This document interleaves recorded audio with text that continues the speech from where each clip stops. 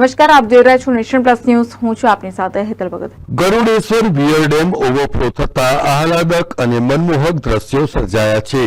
તારીખ 10મી ઓગસ્ટથી સરદાર સરોવર ડેમમાં પાણીની આવક વધવાથી રિવરબેડ પાવર હાઉસ પણ શરૂ કરાયા છે.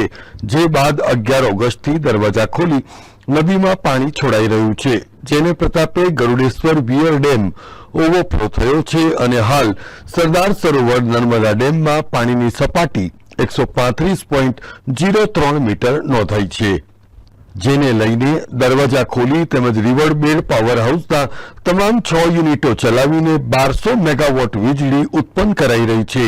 આ ડેમમાંથી લગભગ 93,543 ક્યુસેક પાણી નદીમાં છોડાઈ રહ્યું છે.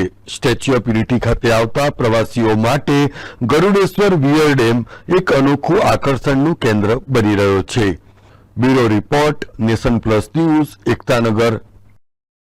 સમાચારોનો સતત અપડેટ મેળવવા માટે અમારી નેશન પ્લસ ન્યૂઝની યુટ્યુબ ચેનલને સબસ્ક્રાઇબ કરો, બેલ આઇકન દબાવો અને જોડાયેલા રહો ફેસબુક, ઇન્સ્ટાગ્રામ અને ટ્વિટર પર.